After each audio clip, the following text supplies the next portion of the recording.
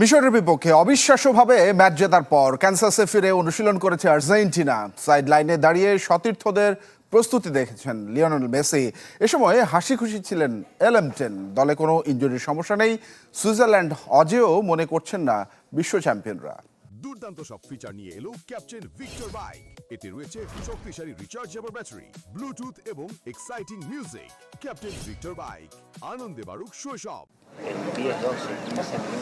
মিশরের বিপক্ষে রুদ্ধশ্বাস ম্যাচ জয়ের পর কোয়ার্টার ফাইনালের জন্য প্রস্তুত হচ্ছে আর্জেন্টিনা। ক্যানসাসে ফিরে করেছে অনুশীলন। গণমাধ্যমের জন্য উন্মুক্ত প্রথম 15 মিনিটে সাইড লাইনে দাঁড়িয়ে থাকতে দেখা গেছে লিওনেল মেসিকে। কঠিন বাধা পেরিয়ে আর্জেন্টাইন অধিনায়কের মুখে স্বস্তির হাসি। দলের অন্যরাও ফুরফুরে মেজাজে।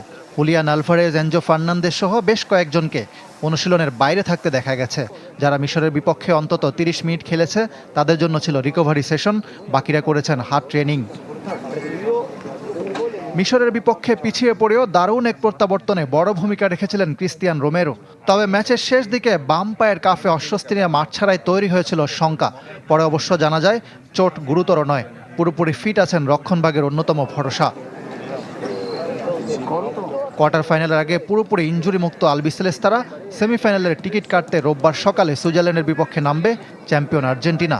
এই ম্যাচের আগে ভ্রমণ জটিলতা নেই স্কালোনির দলের, কারণ ক্যানসাসে যে খেলবে লিওনেল মেসিরা। আর্জেন্টিনাকে ভয় নয় বরং হুমকি দিয়ে রেখেছে সুইজারল্যান্ড। 2014 বিশ্বকাপের রাউন্ড অফ 16-এ শেষবার মুখোমুখি হয়েছিল দুদল। অতিরিক্ত সময়ে দি মারিয়ার গোলে জিতেছিল আর্জেন্টিনা। ইকরাম হুসাইন, চ্যানেল 24।